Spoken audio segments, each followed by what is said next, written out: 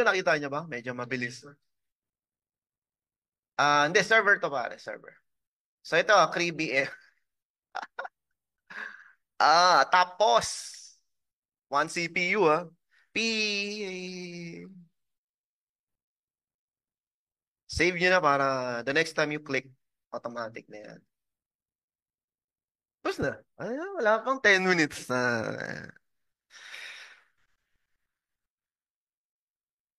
So server lang to, hindi naman to Windows 10. Then they should go under, it should undergo patching pa. So give it at least 30 minutes na. Yun lang, pero di-delete ko na ngayon to. Okay? So ayun na. So meron na kayong VM. Now, when you log in, local IP lang na di-display.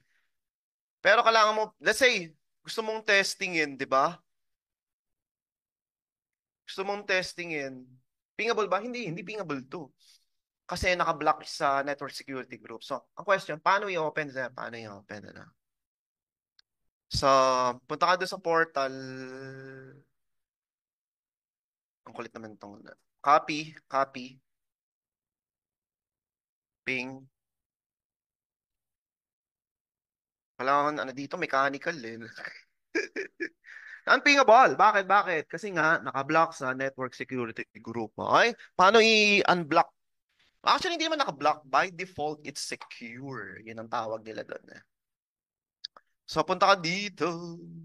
So, we're talking about network component. Sa component kasi ng VM, napakadami. Napakadami. Networking, ayan. If you wanna connect, ito yung settings ng disk. If you wanna increase, you can do so. Kung gusto mo increase to kasi 127. Napakaliit sir, 127. Pwede bang lakihan ng aking disk? Pwede. Pwede yan, ha? Do you wanna encrypt, no? Anong OS naka-install? Do you want highly available? Ito yung may tinatawag na AZ.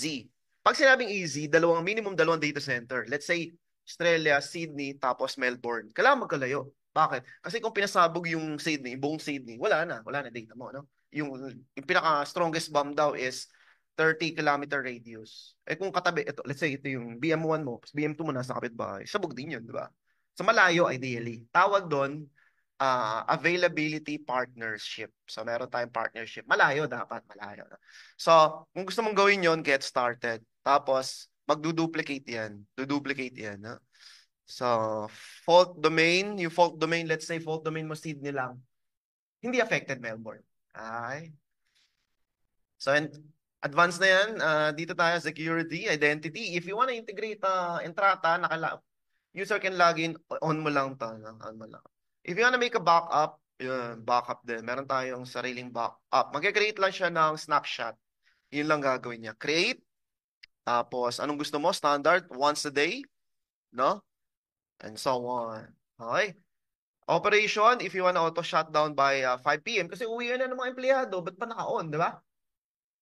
Lalaki lang bill mo, mag-shutdown ka alas 5 ng hapon. Tapos if you wanna perform installation, you can do remoting, PowerShell. Pwede mo i-remote din. Tapos auto-update, wala ka ng problema. May nagtanong dito, sir, paano i-update? Wala ka ng problema sa Azure. No? Enable mo lang, kailan mag-update. Gusto ko alas 12 na madaling araw, then reboot ka. Okay, so dito lang tayo muna sa networking component. We want to ping. So, look for network security group. Nasa baba lang yan. Ito yan. So, when you see a shield, network security group to. So, ano yung allowed? Ano yung allowed? Inbound. Inbound, 3389 lang. Wala na, di ba? Wala na. Okay? So, gusto ko mapping, we need to add ICMP. Paano mag-add, sir? Create port inbound. Kahit saan galing, any, sinong IP address, whatever port, destination kahit saan, using ICMP. Remember, ang ICMP totally different from TCP. So sa ICMP, what action do you want? Deny or allow? By default, deny. Priority 310, meaning, nauuna tong 300. I mean, sorry, the lower the number, The higher priority. So, sino mauna? Yung 300 o 310? Hindi, sabi dito, the lower is the higher priority. So, yung 300, ayan. Rules in priority, the lower the number, the higher priority. So, meaning, kung 300, 300 muna una, susunod 310. So, kung may deny ICMP 300, tapos sumunod 310, 'di ba? Deny then allow. Then allow siya. Okay? Add, creating the rule. So, andito na siya. Ayun na, 300, 310. Okay? So, dito hindi to instant.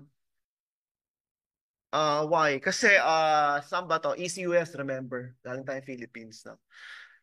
They need to apply meron pa silang switch eh. They need to allow, switch. They need sa firewall nila, they need to allow pa to. So, you have to wait for propagation. Pinakamabilis nakita ko 30 seconds. No? 30 seconds. Depende sa region. So, hindi pa napiping. Ping ulit. Wait for a while. No? So, ganyan yan. Magugulat na lang kayo. Mag-open na siya.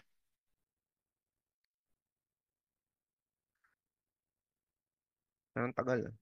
Naalaw ko ba yung ping? Ping ba yung pinindot ko? ICMP. Tama, tama. Di ba? Tagal, no?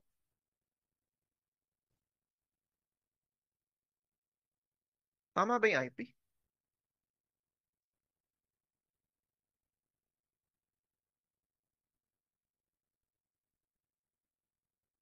Hindi, walang MFA. Pinatay ko yung MFA. Daming tanong nun. Sa network, anong IP mo? IP 8990. Tama naman. Parang tagal, ah. Sorry, nalimutan ko. Step 2, you need to allow sa firewall pala. Di ba may firewall to? May firewall to, di ba? Hindi talaga mapiping yan kasi meron siyang sariling HBS na tinatawag, host-based firewall. So, dito, hindi dapat i-disable to. Gagawa ka ng Defender firewall. Okay? Advanced na yun, advanced. So, allow incoming, inbound yun, inbound. New rule, port, ICMP.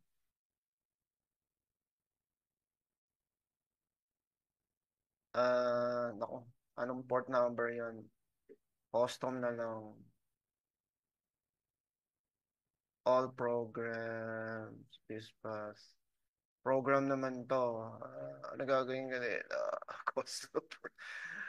Ano bang port ang ICMP? Pwede bang ICMP? Hindi yata eh. Ano bang port ICMP?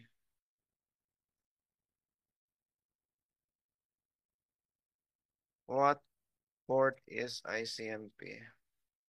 Wala talagang port eh. Meron ba itong port na tinatawag? No port yan. Wala yan talaga eh. 8080 kasi web default yun. Wala talaga siyang port na yun ang problema dyan.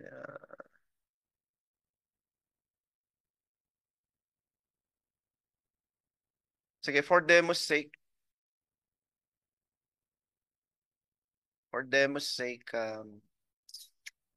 all ports, all ports mo tayo. Pag ganun na. Allow the connection. Ayan, allow all ports. ICMP, kumari Pero hindi dapat ganun na. Boom. Meron, di parang all ports.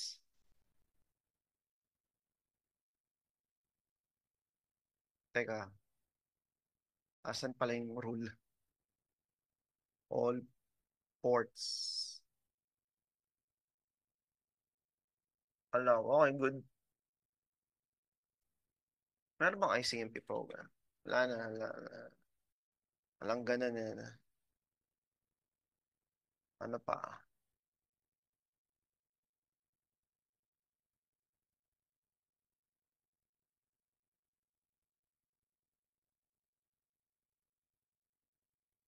Wala, walang port kasi yung ICMP talaga.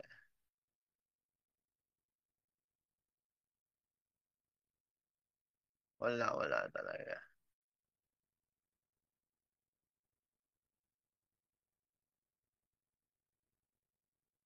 Kagulo.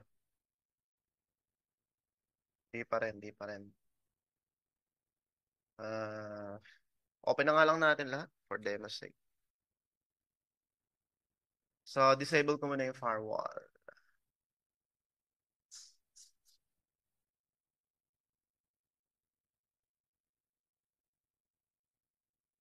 Wait. Ito pala yan. Off. Off. Boom. Pingable na yan. Oh, di ba? Pingable na yan. Pingable. Okay? Ayun lang. So, nakaka-create na tayo. Ano pa? Any question? Any question? So, merong, balik tayo dito. Merong mga general purpose. D, one biggest advantage na D, pwede ito yung Hyper-V. Yung nested na tinatawag, dual-dual, no? So, meron ka ng virtual machine, pwede yung palagyan ng VMware. Ay, nested virtualization. Meron din confidential, yung mga DC, highly encrypted daw to. Then merong compute optimized F, meaning if you need converge power, no? Compute yung mga gaming, mga Bitcoin mining, mas matakaw sila sa compute. Kaya video card yung binibili nila. Meron namang memory optimized. Kung SQL application, may mga write to flash para mabilis ang transaction. Write to flash. Kailangan mo ng malaking flash memory. Meron naman storage optimized para sa mga data warehousing, ng mga terabyte na, no? Mga data warehousing, yung mga, ano, dami. Meron ding GPU, N naman nag-i-start yun. Meron ding high performance hedge. Okay? Type of disk, operating system. Now, meron tong data disk. Once you reboot, data will be automatically deleted. So, huwag kang maglalagay dito. Sa temp disk pala, temp disk. Huwag kang maglalagay kasi lagay nyo, deleted yan the moment you reboot. Non-persistent. So, how do you deploy Azure Virtual Machine? Ang daming way. Yung ginawa ko kanina, portal yun. Tawag. Sir, paano kayo nakagawa? Using portal lang yun, mano-mano. Meron ding automation, mamaya, yung Module 4 automated eh. Magugulat na lang kayo, may VM na. Paano ginawa yun? Meron ding command line interface. The method is equivalent to PowerShell. Yung mag-install ka ng PowerShell sa computer mo, install mo yung Azure CLI. No? Sa computer mo talaga. Then, mag-PPS remoting ka na lang. Lahat remote. Mabagal yun eh. No? Then merong ARM template. So ito yung parang bricks. Ito yung skeleton, ito yung schema. Kumbaga, by design, ito yon. By design, ito yung architecture, no? So meron kang JSON file na tinatawag. Sa tatlo to ang resource group template, dito yung t-shirt size. Sorry. Networking, virtual net, ang pangalan niya ay Chris B, virtual network. So, virtual network composed of routers, switches, firewall, network security group. Ang dami. Meron naman virtual machine name. So, the VM name will be like this. Okay, kaya mamaya, papalitan nyo to. Hindi pwedeng default. You need to modify. And then, what will be the admin username? No? So, display lang to, hindi actual name. Tapos, ano yung password? The password should not be within the RG, resource group template. Wala dapat yung password dito. No? And then, what will be the t-shirt size? So DS1 to 1 CPU 3.5 gigabyte RAM, no? And then meron tayong tinatawag na this type, is it locally uh, replicated? Meaning sa isang data center, sa isang server lang. Description, storage type, yan. Then subnet, dalawa lagi subnet. The one is used for external and the one for local area networking. Dalawa yan. Yung external, you can RDP using the public IP address. Okay, so dalawa rin yung network security group natin, no? So meron tayong tinatawag na private and public IP. Public, automatic. Private, you need to allot, no? Then we have also our virtual NIC. Okay, ang pangalan ng virtual NIC is 104 Chris B. Yun lang ang importante dito. Then we're gonna enable IPv4 dynamic, ang hugutan. Then we remember sa network security group, I created or allowed 3389.